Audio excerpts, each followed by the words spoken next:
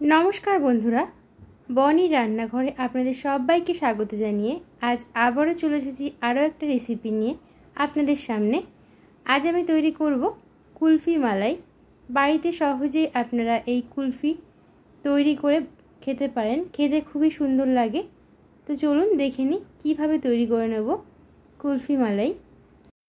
कुल्फी मालाई तैरी करार जोन्नो सबार प्रथमे आमि एकटा कड़ाइर भितरे निये नियेछि दूध, मादार डेयरी दूध निये नियेछि 500 ml मतो। आमि एखाने दूध नियेछि। दूधटाके एबार जाल करे नेওয়ার आगे आमि एकटा बाटीते निये निচ্ছি बेश खानिकटा दूध तुले निচ্ছি। एरपर आमि दूधटाके भालो करे जाल करे नेब। देखुन दूधटा फुटते शुरू करले आमि एखाने दिये दिচ্ছি केशर। आमि किछुटा एखाने केशर दिये दिलाम। केशर दिले किन्तु एई दूधेर कालारटा खूब सुंदर आसे, एजोन्नो आमि दिये दिচ্ছি केशर। केशरটা দেওয়ার পর দুধের সাথে ভালো করে মিলিয়ে নেব। এবার আমরা এখানে দিয়ে দিচ্ছি দুটো ফাটিয়ে নেওয়া এলাচ। আমি এখানে গোটা এলাচ দিচ্ছি, তবে আপনারা চাইলে কিন্তু গুঁড়ো ব্যবহার করতে পারেন। এলাচটা দিলে কিন্তু গন্ধটা খুব সুন্দর হয়। এবার আমি এখানে দিয়ে দিলাম আমুল দুধ।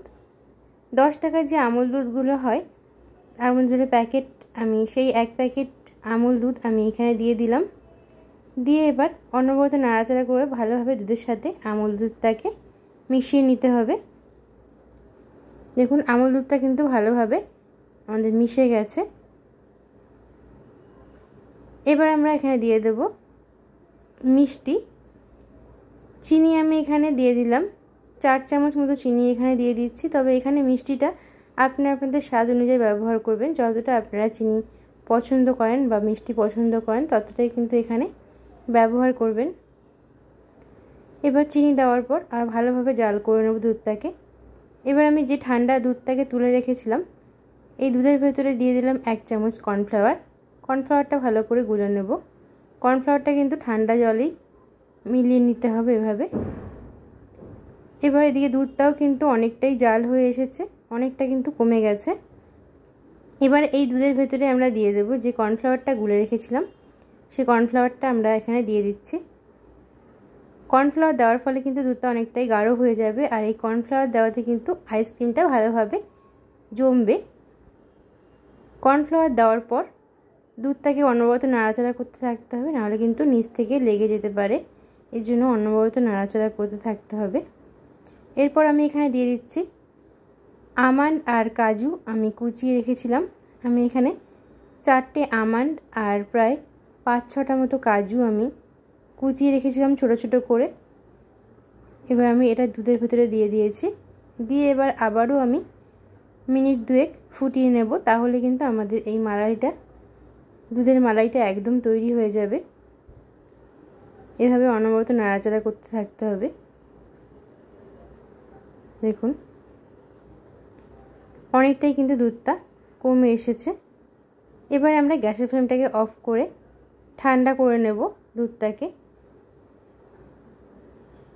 এবার এই ঠান্ডা হওয়ার পর্যন্ত কিন্তু আমি মাঝে মাঝে ভাবে নাড়াচাড়া করতে থাকবো, যাতে উপরে শর্টটা না পড়ে দুধের।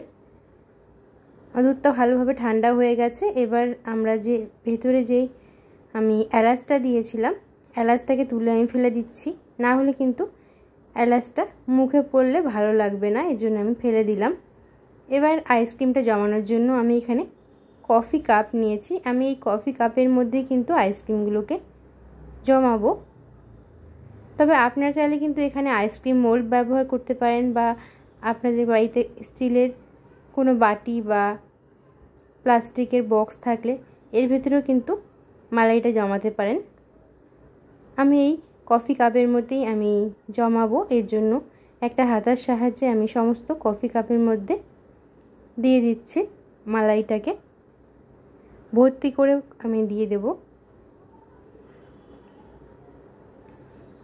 এইভাবে তৈরি করলে কিন্তু এই কুলফি মালাইগুলো খেতে খুব সুন্দর লাগে। এবার ঢাকা দেওয়ার জন্য আমি এখানে ফয়েল পেপার ব্যবহার করছি। ফয়েল পেপার দিয়ে ওপরটা ভালোভাবে ঢেকে দেব, যাতে বরফটা উপর থেকে না জমে। সমস্ত কাপের ওপরেই আমি ফয়েল পেপার দিয়ে দেব। দেখুন এবার আমি ওপরটা কাঠি দেওয়ার জন্য আমি একটা ছুরির সাহায্যে ওপরটা এভাবে একটু কেটে নেব। কেটে নিয়ে এবার ওপর থেকে আমি বসিয়ে দিচ্ছি কাঠিটা। দেখুন সমস্ত কাপে কিন্তু বসিয়ে দেওয়া হয়ে গেছে। এবার আইসক্রিমটাকে জমাবো। এর জন্য ফ্রিজে আমরা রেখে দেব 8 থেকে 10 ঘন্টা মতো। আমি সারা রাতই আমি আইসক্রিমটাকে রেখে দিয়েছিলাম। দেখুন ফ্রিজ থেকে বের করেছি, আমি দেখিয়ে দিচ্ছি। দেখুন কতটা সুন্দর জমেছে। আমি উপর থেকে ফয়েল পেপারটাকে তুলে নিচ্ছি। দেখুন হাত দিয়ে দেখাচ্ছি, দেখুন হাতে কিন্তু একদম লেগে নেই, কতটা সুন্দর জমেছে আপনারা দেখতেই পাচ্ছেন। দেখুন এবার আমরা আইসক্রিমটাকে বার করে নেব কাপের ভেতর থেকে। এর জন্য আমি এখানে ঠান্ডা জল নিয়েছি, নিয়ে এবার কাপটাকে ভিজিয়ে নিয়ে এবার আইসক্রিমটাকে বার করে নিচ্ছি। দেখুন কতটা সুন্দর দেখতে হয়েছে আইসক্রিমটা। আমি সমস্ত আইসক্রিমগুলোকে বের করে নেব এভাবে। দেখতেই পাচ্ছেন কতটা সুন্দর দেখতে হয়েছে। তাহলে বন্ধুরা আজকের মতো আমার রেসিপি এই পর্যন্ত। আমার আইসক্রিম রেসিপি যদি ভালো লাগে তাহলে আমার চ্যানেলটিকে সাবস্ক্রাইব করে পাশে থাকবেন, লাইক কমেন্ট শেয়ার করবেন। আবার দেখা হবে অন্য কোনো নতুন ভিডিওতে। ততক্ষণ আপনারা সবাই সুস্থ থাকবেন, ভালো থাকবেন। ধন্যবাদ।